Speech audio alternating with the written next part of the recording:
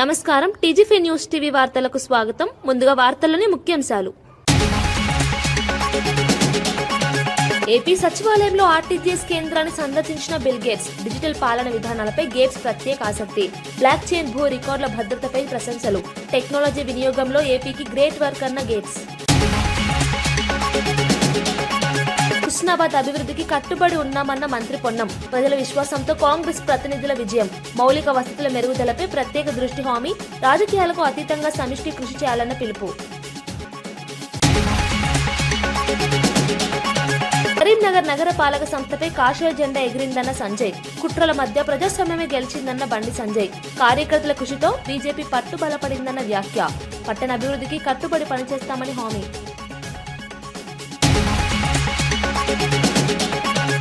Bharat America ఒప్పందంపై రాహుల్ గాంధీ విమర్శలు. పత్తి దిగుమతులతో రైతులకు నష్టమన్న రాహుల్. వస్త్ర పరిశ్రమ భవిష్యత్తు ప్రమాదంలోనని హెచ్చరిక. దేశ ప్రయోజనాలు తాకట్టు పెట్టారంటూ మండిపాటు.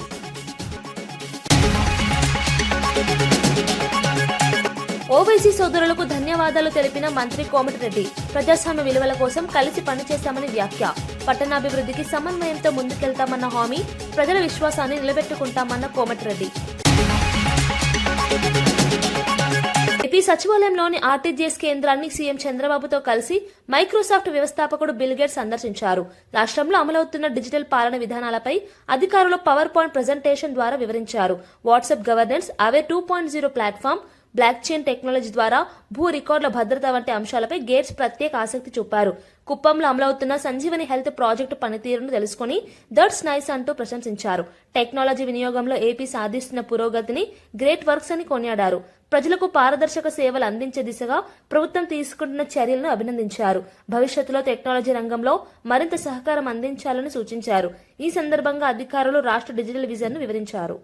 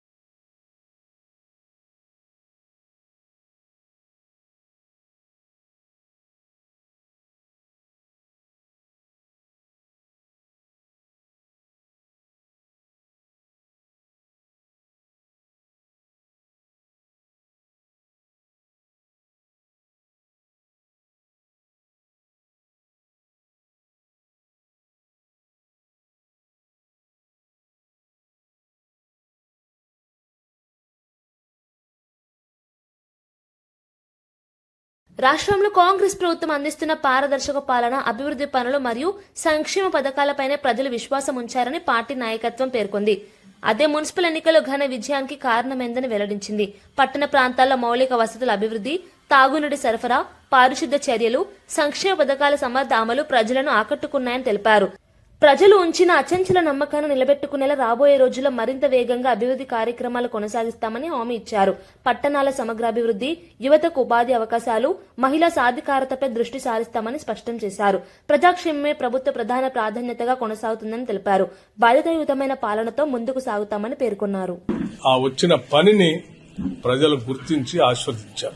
పని చేస్తే, నమ్మకంతో ప్రజల పక్షాన నిలబడితే, వారి సంక్షేమం గురించి ఆలోచన చేస్తే ప్రజలు ఎప్పుడు కూడా హక్కును చేర్చుకుంటారనేది చాలా వాస్తవంగా ఈరోజు రాష్ట్ర వ్యాప్తంగా వచ్చిన ఎన్నికల ద్వారా నిరూపించారు.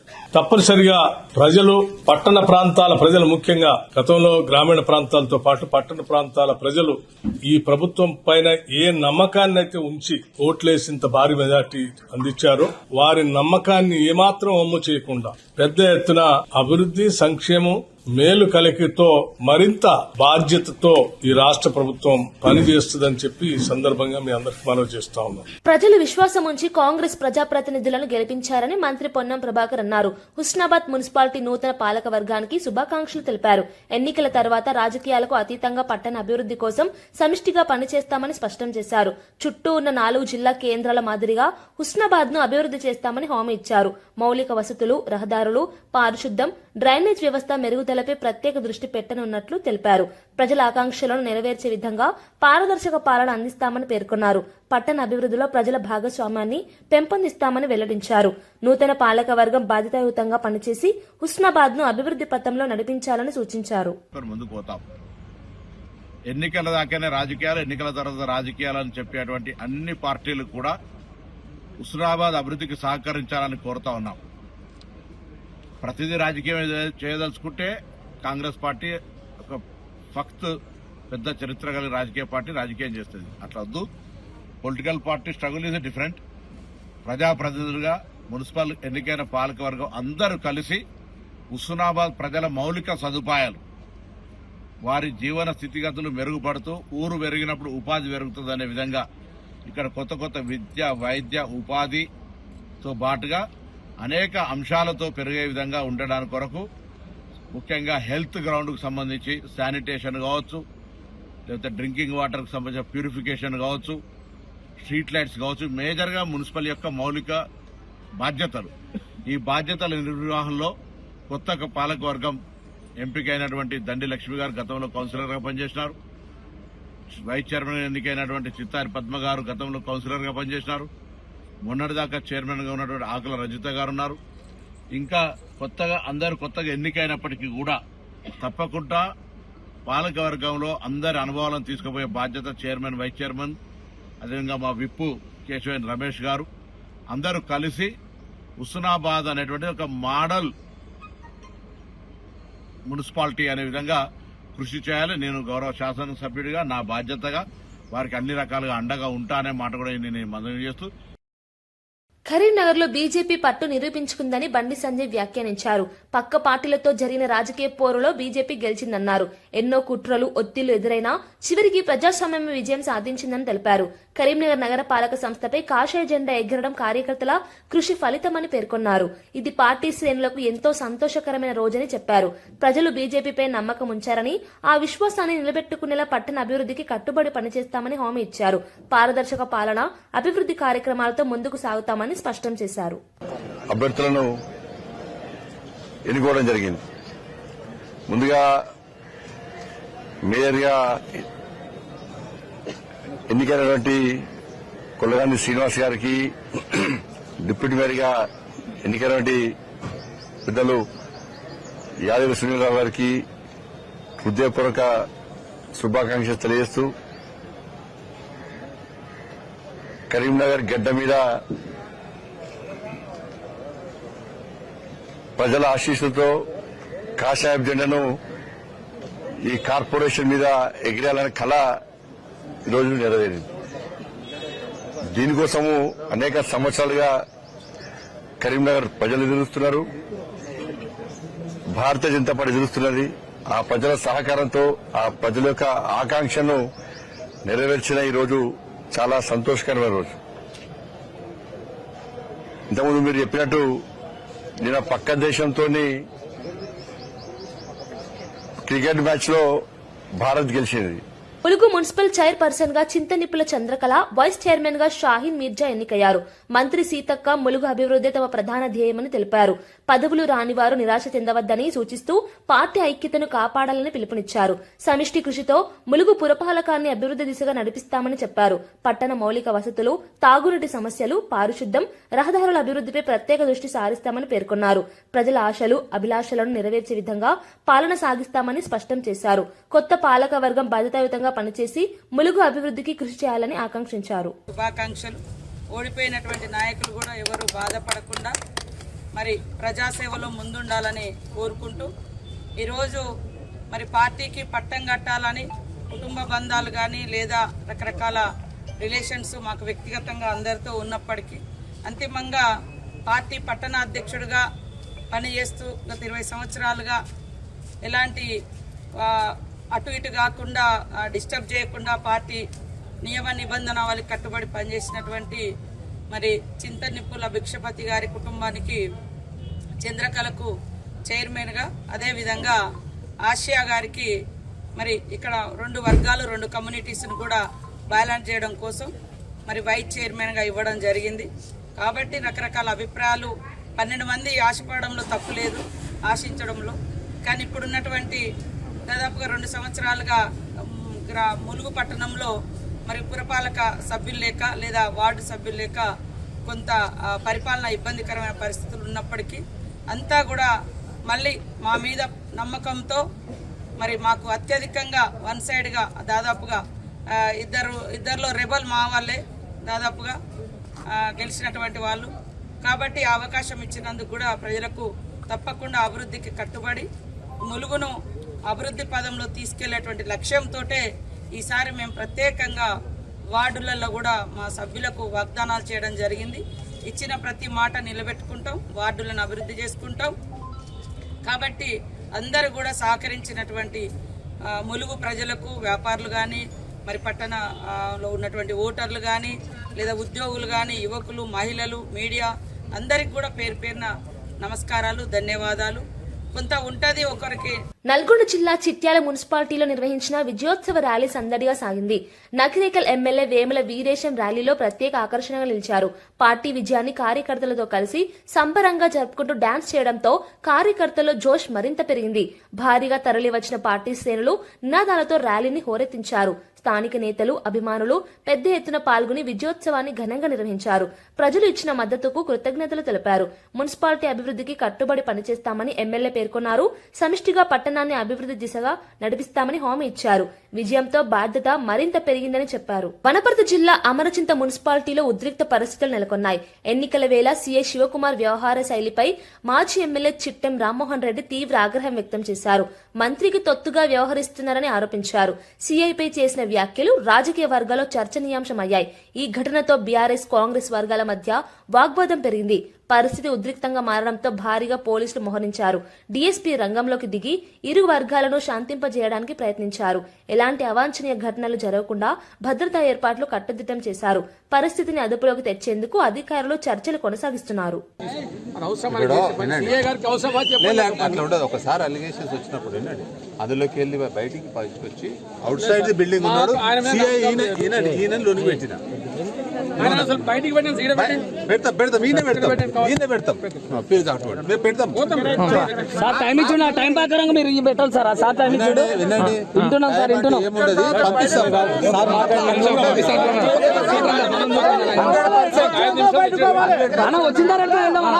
అమెరికా వాణిజ్య ఒప్పందంపై కాంగ్రెస్ అగ్రనేత రాహుల్ గాంధీ పార్లమెంట్ లో తీవ్ర విమర్శలు గుప్పించారు. భారతీయ వస్త్రాలపై 18% సుంకం విధిస్తూ అమెరికా పత్తి వాడితేనే బంగ్లాదేశ్ కు 0% సుంకం వర్తింపజేయడం వెనుక పెద్ద కుట్ర ఉందని ఆరోపించారు. అమెరికా పత్తిని దిగుమతి చేస్తే దేశీయ పత్తి రైతులు నష్టపోతారని, లేకపోతే మన వస్త్ర పరిశ్రమ దెబ్బతింటుందని తెలిపారు. కేంద్ర ప్రభుత్వం లక్షలాది కుటుంబాల జీవనోపాధిని పణంగా పెడుతుందని విమర్శించారు. దేశ ప్రయోజనాలను తాకట్టు పెట్టారంటూ మండిపడ్డారు. రైతులు, కార్మికుల భవిష్యత్తు ప్రమాదంలో పడుతుందని హెచ్చరించారు. कि बांग्लादेश की टेक्सटाइल इंडस्ट्री हिंदुस्तान की टेक्सटाइल इंडस्ट्री को खत्म कर देगी.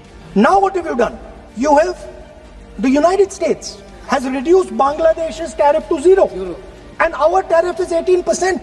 What do you expect our textile people to do? Their competitor is Bangladesh.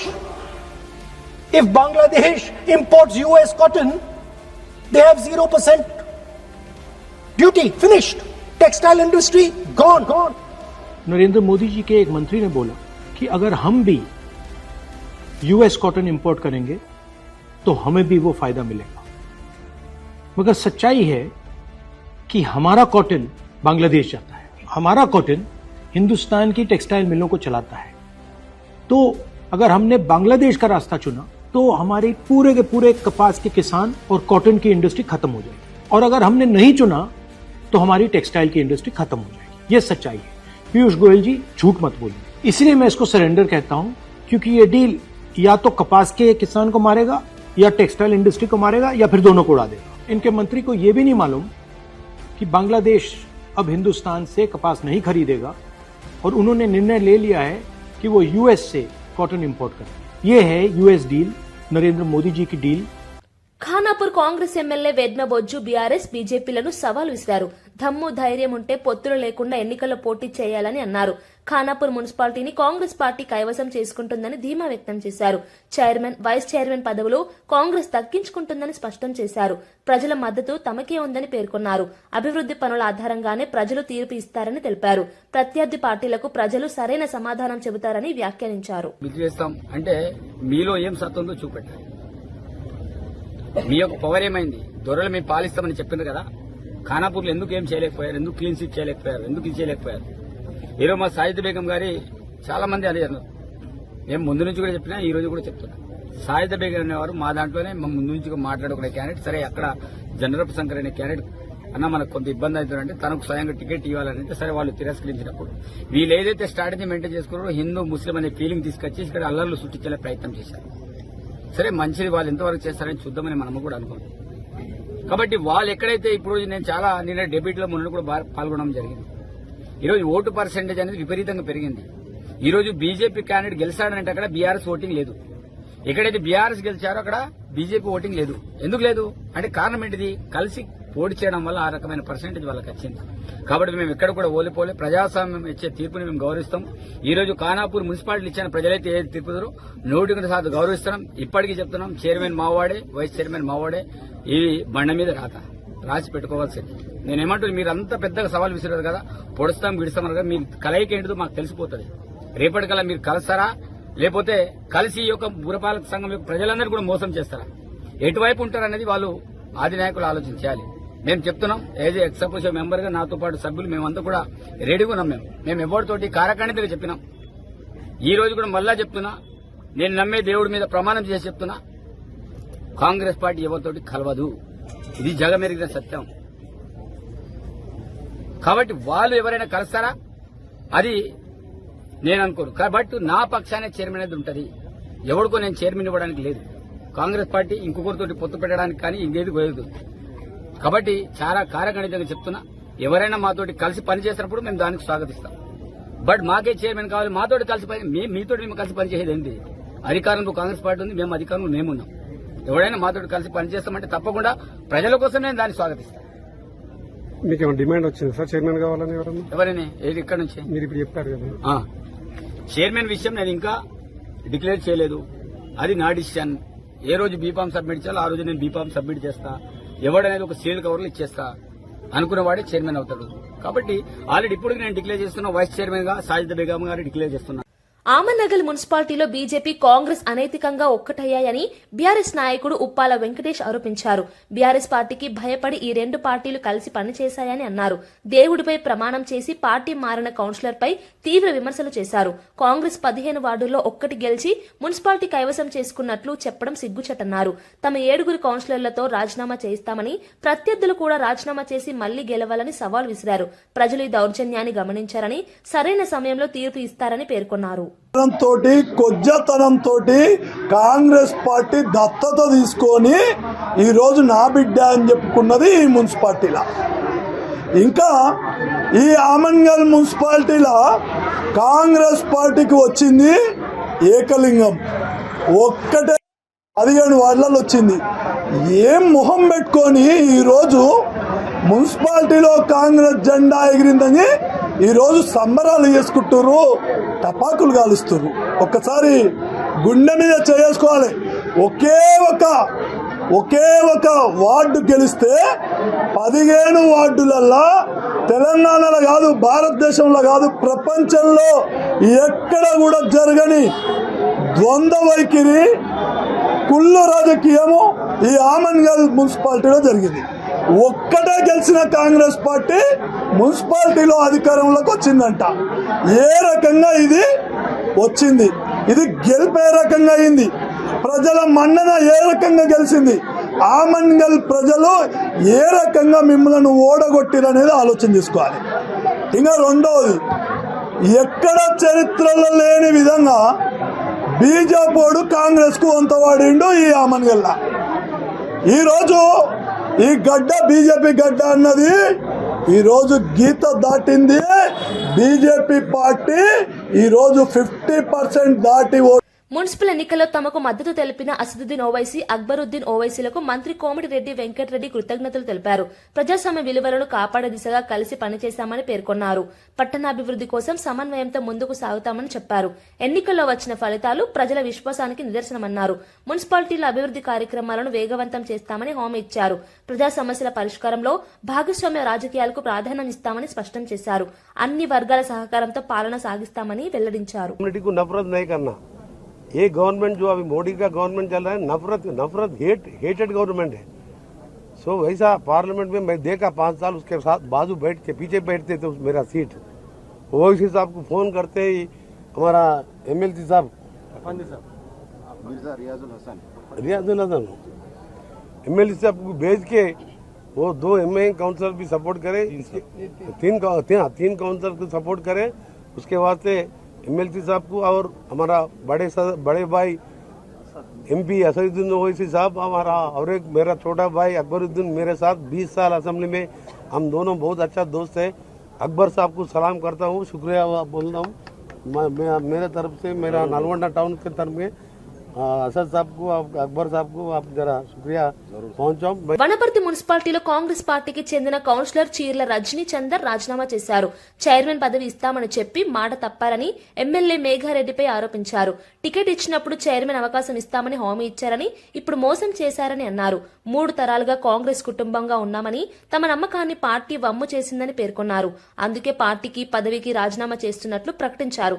ఈ నిర్ణయం స్థానిక రాజకీయాల్లో చర్చనీయాంశమైంది. భవిష్యత్ కార్యాచరణపై త్వరలో స్పష్టత ఇస్తామని తెలిపారు. దాదాపు కాంగ్రెస్ పార్టీ నుంచి 22 మంది కాంగ్రెస్ పార్టీ కౌన్సిలర్ గెలిచిపోయింది. దానిలో కేవలం అగ్రకులాల వరకు ఉన్నది కేవలం ఒకే ఒక్కరు కొరకు 21 మంది బీసీ, ఎస్సీ, ఎస్టీ, మైనార్టీ అభ్యర్థులు గెలుపొందారన్న. ఇక్కడ వాళ్ళకు ఒక అవకాశం ఇయ్యారా? ఇప్పుడు కాంగ్రెస్ వనపర్తి అంటేనే బీసీలు అడ్డలాగా ఉన్నాయి అని అందరూ కలిసిమెలిసి, అలాంటి కాదని చెప్పి మీరు కేవలం ఒక్క వర్గానికి, అది కూడా అగ్రవర్ణానికి మీరు కొమ్ము కాయడం, అది కూడా డమ్మీ క్యాండిడేట్. రాజకీయ అనుభవం ఆమెకు మాధవి ఆమె రమేష్కి ఇచ్చారన్న. వాళ్ళకు ఆ తెలియదు, ఈ తెలియదు, మున్సిపాలిటీ నుంచి బర్త్ సర్టిఫికేట్ తెలియదు, డెత్ సర్టిఫికేట్ తెలియదు. మీరు అలాంటి వారిని తీసుకొచ్చి ఒక మున్సిపల్ చైర్పర్సన్ చేస్తే దాని అర్థం ఏంది అంటే, దాన్ని తెర వెనుక ఉండి మీరు డమ్మిని కూర్చోబెట్టి, ఆమెను ఇంట్లో కూర్చోబెట్టి, మీరు ఆ షాప్లో కూర్చోబెట్టి మీరు ఆడే రాజకీయ డ్రామా కాదా ఇది? ఇందూరులో బీజేపీని ఓడగొట్టడానికి అనైతిక పొత్తుకు రేవంత్ సర్కార్ శ్రీకారం చుట్టిందని ఎంపీ అరవింద్ ఆరోపించారు. పోలీసులు బీఆర్ఎస్ అభ్యర్థిని ఎత్తుకెళ్లి కాంగ్రెస్ క్యాంపులో కూర్చోబెట్టారని విమర్శించారు. కొందరు పోలీసులు కళ్లు మూసుకుని డ్యూటీలు చేశారని అన్నారు. ప్రజాస్వామ్యాన్ని వక్రీకరించారని మండిపడ్డారు. ఈ టర్మ్ పూర్తి కాకముందే పరిస్థితిని రివర్స్ చేసి చూపిస్తామని హెచ్చరించారు. ప్రజలు నిజాన్ని గుర్తిస్తారని, తగిన సమాధానం ఇస్తారని పేర్కొన్నారు. ప్రభుత్వం ఇలా పోలీసు వాళ్ళు కూడా ఉన్నారండి, ఇలా పోలీసుల హస్తం కూడా ఉన్నది. కాంగ్రెస్ హస్తంతో పాటు పోలీసు డిపార్ట్మెంటు, నేను పోలీస్ డిపార్ట్మెంట్ అన్నప్పుడు ఓవరాల్ మొత్తం డిపార్ట్మెంట్ పెట్టాల్సిన అవసరం లేదు. కొందరు రంగు పూసుకొని తిరిగేటోళ్ళు వాళ్ళు ఉన్నారు. వాళ్ళు కూడా టీఆర్ఎస్ అభ్యర్థిని ఎత్తుకపోయి కాంగ్రెస్ క్యాంపులో కూర్చోబెట్టడానికి పూర్తి మద్దతు ఇచ్చారు. ఇది ఇందూరులో ఒక అనైతిక పొత్తుతోటి most popular party Bharatiya Janata party అభ్యర్థుల్ని స్వల్ప మెజారిటీతోటి ఓడించడం జరిగింది. ఈ ఎలక్షన్ అరవింద్ ధర్మపురిగా చెప్తున్నా, ఈ టర్మ్ కంప్లీట్ కాదు ఎలక్టెడ్ బాడీది. బిఫోర్ ద టర్మ్ దీన్ని రివర్స్ చేసి చూపిస్తాము. వార్తలు ముగించే ముందు ముఖ్యాంశాలు మరోసారి. ఏపీ సచివాలయంలో ఆర్టీజీఎస్ కేంద్రాన్ని సందర్శించిన బిల్ గేట్స్. డిజిటల్ పాలన విధానాలపై గేట్స్ ప్రత్యేక ఆసక్తి. బ్లాక్ చైన్ భూ రికార్డుల భద్రతపై ప్రశంసలు. టెక్నాలజీ వినియోగంలో ఏపీకి గ్రేట్ వర్క్ అన్న గేట్స్. హుస్నాబాద్ అభివృద్ధికి కట్టుబడి ఉన్నామన్న మంత్రి పొన్నం. ప్రజల విశ్వాసంతో కాంగ్రెస్ ప్రతినిధుల విజయం. మౌలిక వసతుల మెరుగుదలపై ప్రత్యేక దృష్టి హామీ. రాజకీయాలకు అతీతంగా సమిష్టి కృషి చేయాలన్న పిలుపు. కరీంనగర్ నగర పాలక సంస్థపై కాషాయ జెండా ఎగిరిందన్న సంజయ్. కుట్రల మధ్య ప్రజాస్వామ్యమే గెలిచిందన్న బండి సంజయ్. కార్యకర్తల కృషితో బీజేపీ పట్టు బలపడిందన్న వ్యాఖ్య. పట్టణ అభివృద్ధికి కట్టుబడి పనిచేస్తామని హామీ.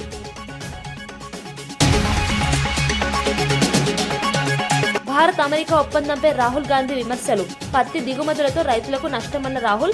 వస్త్ర పరిశ్రమ భవిష్యత్తు ప్రమాదంలోనని హెచ్చరిక. దేశ ప్రయోజనాలు తాకట్టు పెట్టారంటూ మండిపాటు.